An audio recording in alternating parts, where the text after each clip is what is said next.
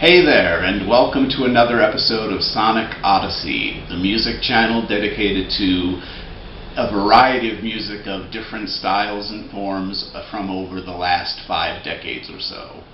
Today we're going to be looking at one of my personal favorite bands, and hopefully one that you'll find you can enjoy as well. But before we dive into today's music, please hit that subscribe button down below the video so you can stay up to date with the videos as I post them. Also, feel free to like, share, and if you ring that little bell next to the subscribe button, you'll be notified each time I post a video. Also, if you're inclined, you can visit our Patreon page, the link for which is located in the show description below. And I would also invite you to please feel free to comment on the videos. If you like or dislike the videos, if you have something to say or share about the album that's being discussed, please, I'd love to have your comments, so don't be shy. So today we are going to be looking at a band from England, and they've been around since the late 1970s. And they still continue to put out music to this day. I'm talking about a band that goes by the name of Saxon. Saxon started in 1979 with their first release, self-titled debut, and followed it up in 1980 with 2 albums, Strong Arm of the Law and Wheels of Steel, both of which are probably considered to be the band's greatest hits of all time.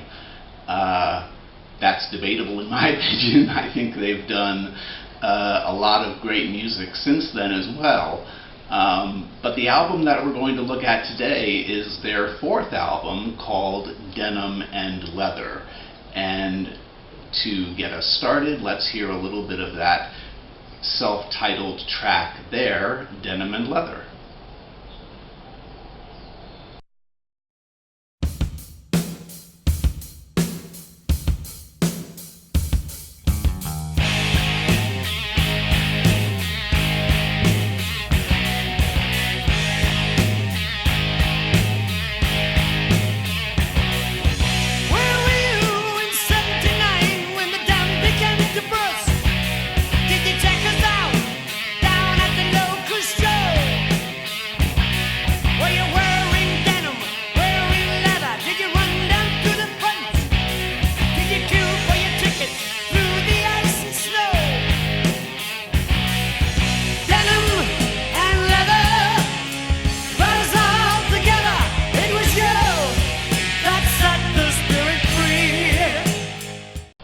Released in 1981, Denim and Leather was the 4th album by the band Saxon, and the song that you just heard the snippet of is Denim and Leather. The entire album is, as attributed to the band themselves, kind of a love letter to their fan base. They really had achieved a great deal of success in their young career, and this album, which is a very anthemic album, a very stadium or arena rock styled album, is intended to be a way for the band to say to their fans, you know, thank you and we love you.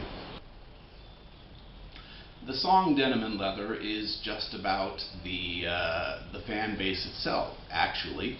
Denim and leather being the kind of attire that fans of the genre tend to wear. So it's not uncommon at metal shows, even to 2019, to still see fans at a metal show wearing denim jackets or denim vests with patches strewn all about them, or leather jackets with patches or studs.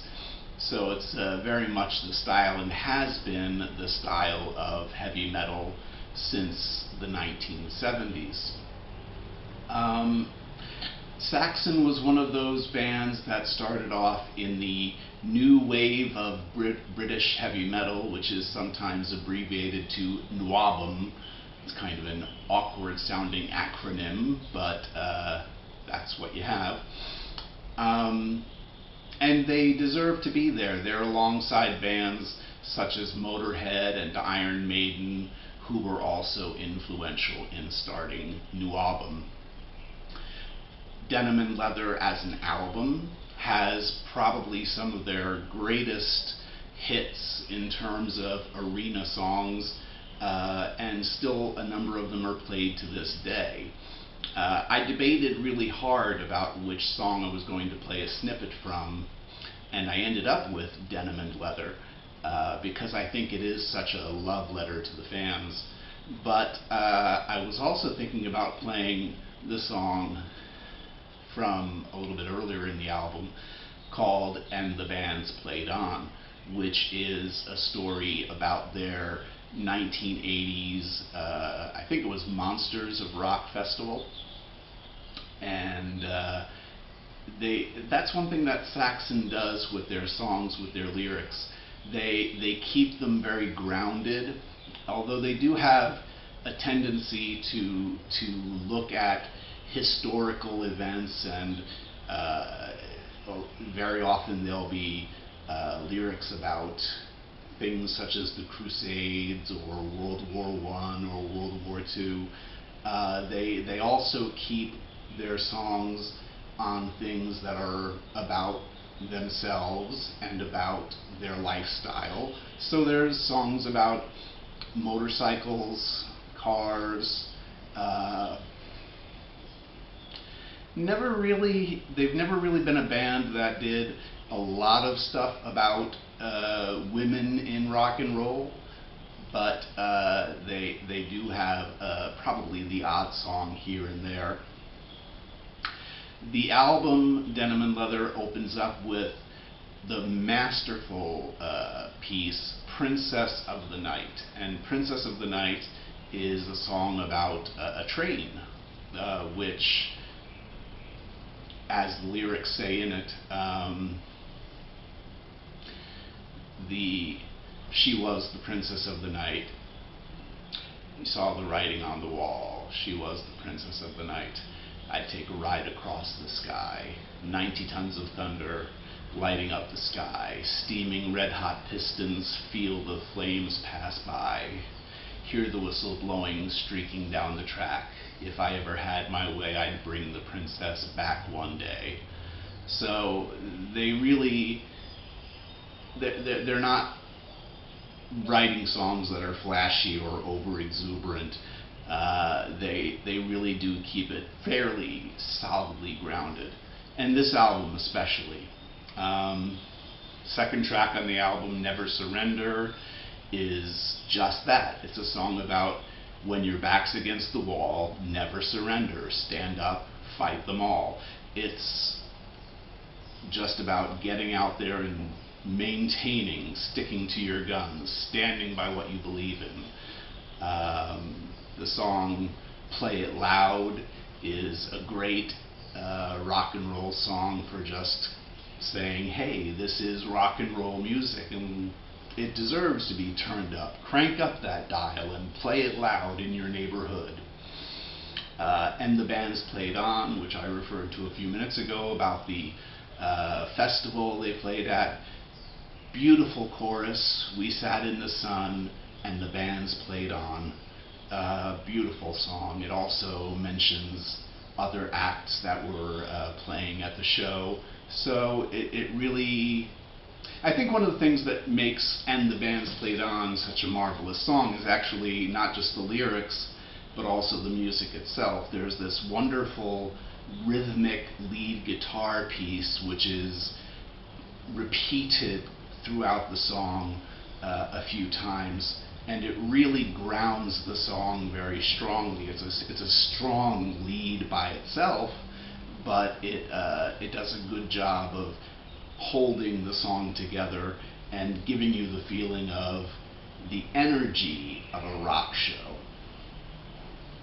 And probably one of the highlights, which was also another song I considered pulling a snippet of music from, was the song Midnight Rider.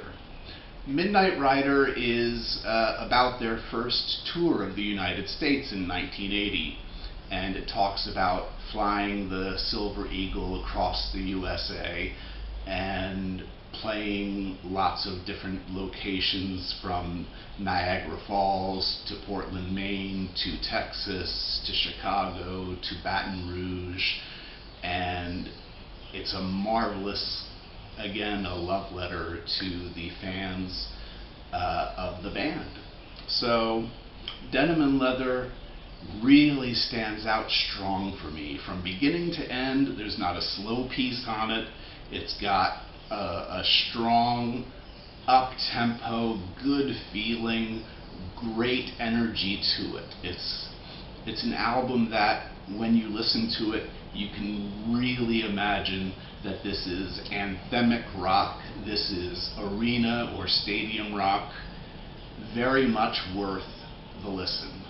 And if I were to be giving it a review, I guess I would probably give it 4.5 stars out of 5. I feel that strongly about it. Okay, that about wraps up this discussion for Denim and Leather. I hope that you'll comment below if you have something you wish to share, and please subscribe, and also consider visiting our Patreon page. I thank you very much for your time, and hammers up, horns up, and keep on rocking. Till next time, peace, have a great day.